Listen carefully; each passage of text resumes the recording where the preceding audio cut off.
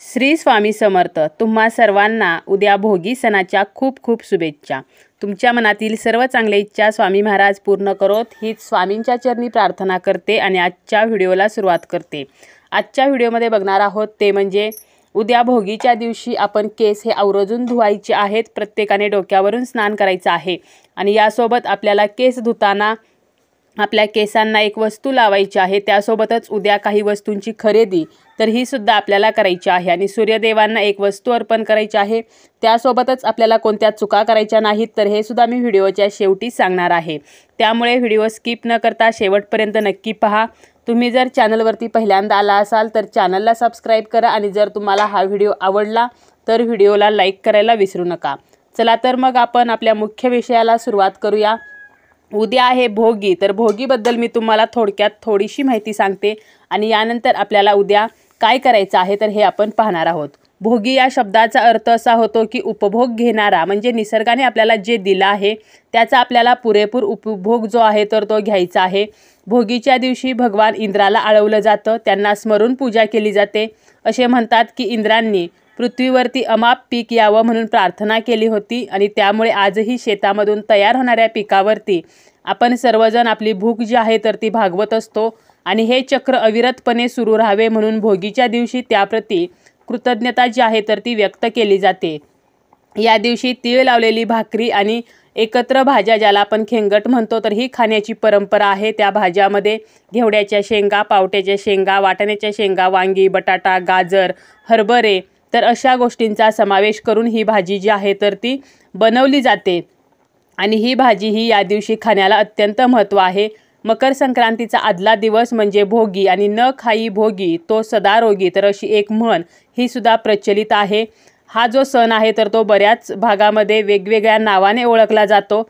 आता आपल्याला काय करायचं आहे तर या दिवशी अंघोळीच्या पाण्यामध्ये आपल्याला तीळ टाकायचे आहेत. अंघोळीच्या पाण्यामध्ये तीळ टाका. यावरची जी संक्रांत जी आहे तर ती काळ्या रंगावरती आहे, त्यामुळे काळे तीळ टाकायचे का अशी शंका तुमच्या मनात येत असेल तर तुम्ही अंघोळीच्या पाण्यामध्ये पांढरे तीळ टाकायचे आहेत आणि हे जे पाणी आहे तर ते आपल्याला आपल्या डोक्यावरून उद्या जे आपल्याला अंघोळ करायची आहे, स्नान करायचं आहे तर ते डोक्यावरून करायचं आहे, कारण भोगीच्या दिवशी आवर्जून आपण आपले केस हे धुवायलाच हवेत. संक्रांतीच्या वेळेला थंडी असते आणि या काळामध्ये आपलं जे शरीर आहे तर ते उलट असतं आणि गरम पाण्यामध्ये जेव्हा आपण तीळ टाकतो तर त्यातील जे तेल आहे तर ते पाण्यामध्ये उतरतं आणि या दिवसामध्ये आपल्या शरीराला स्निग्धतेची गरज असते आणि त्यामुळेच हे जे पाणी आहे तर ते आपल्या शरीरासाठी अत्यंत फायदेशीर ठरते. त्यामुळे आपल्याला अंघोळीच्या पाण्यामध्ये तीळ टाकून या पाण्याने स्नान करायचं आहे आणि हेच पाणी आपल्याला वापरून आपले केससुद्धा धुवायचे आहेत. तसेच या दिवशी मुगाच्या डाळीची जी खिचडी आहे तर ती सुद्धा काही भागामध्ये केली जाते. भोगीच्या भाजीचा नैवेद्य जो आहे तर तो गायींना दाखवला जातो. तसेच नैवेद्य हा देवांना सुद्धा दाखवला जातो. गायीला सुद्धा भोगीच्या भाजीचा आणि भाकरीचा घास जो आहे तर तो दिला जातो आणि आपण 33 कोटी देवतांचे आशीर्वाद सुद्धा या दिवशी मिळवायचे असतात.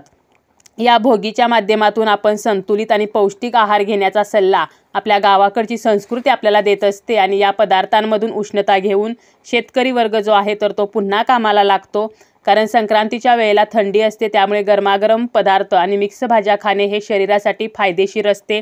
तसेच बाजरी आणि तीळ यामध्ये उष्णता असते, त्यामुळेच या दिवशी आपण जी भाजी करतो त्यामध्ये तिळाचं कूट टाकलं जातं आणि बाजरीची भाकरी ही तीळ लावून बनवली जाते.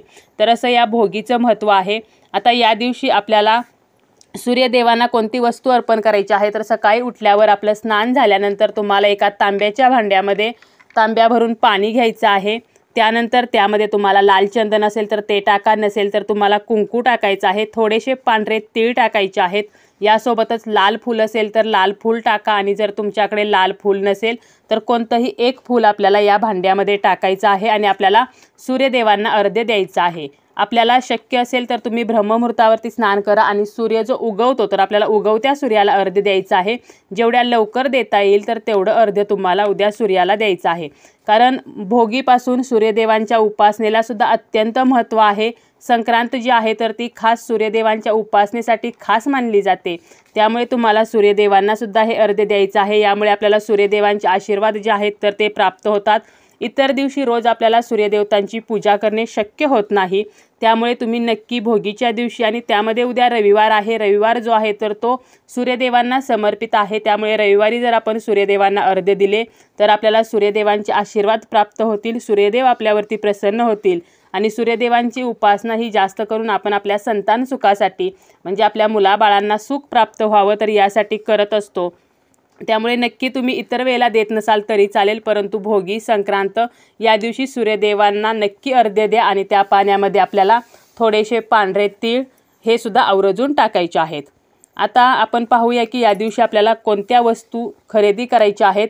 तर तुम्ही या दिवशी तिळगुळ खरेदी करू शकता. त्यासोबतच ज्या वस्तू तुम्हाला दान करायच्या आहेत, ज्या वस्तू तुम्हाला एकमेकींना वाण द्यायच्या असतील तर त्याची खरेदीसुद्धा तुम्ही या दिवशी करू शकता. मकर संक्रांतीच्या दिवशी दान करण्याला अत्यंत महत्त्व आहे. या दिवशी दान जर आपण केले तर याचे जे फळ आहे तर इतर वेळेला केलेल्या दानाच्या अनंत पटीने या दानाचे फळ असते. त्यामुळे या दिवशी शुद्ध तूप, ब्लँकेट तर या गोष्टी दान करण्याला अत्यंत महत्त्व आहे. तर तुम्ही शुद्ध तूप, ब्लँकेट तर या गोष्टींची सुद्धा खरेदी करू शकता. त्यासोबतच पितरांसाठी जर तुम्हाला काही दान करायचे असेल तर याची सुद्धा खरेदी तुम्ही करू शकता. भीष्म पितामह जे होते तर ते बऱ्याच दिवस मृत्यूशय्येवर पडून होते. त्यांना इच्छामरणाचं वरदान होते, कारण त्यांना उत्तरायणाचे वेध लागले होते. जेव्हा उत्तरायण सुरूच होणार होतं तर तेव्हा त्यांना मरण यावं तर अशी त्यांची इच्छा होती, आणि त्यांना मरण हे सुद्धा उत्तरायण काळामध्ये आलं. कारण असं म्हटलं जातं की उत्तरायण कालावधीमध्ये ज्यांना मरण येतं तर त्यांना मोक्षप्राप्ती होते. त्यामुळे आपल्या पितरांना मोक्ष प्राप्त व्हावा तर यासाठी तुम्हाला पितरांच्या नावाने काही गोष्टी दान करायच्या असतील तर याची खरेदीसुद्धा तुम्ही उद्या भोगीच्या दिवशी करू शकता. त्यासोबतच 7 पांढऱ्या घोड्यांचे चित्र असलेला जो फोटो असतो, जी फ्रेम आहे, तर त्याची खरेदी करून आणून तो तुमच्या घराच्या पूर्व उत्तर भिंतीवर तुम्ही लावू शकता.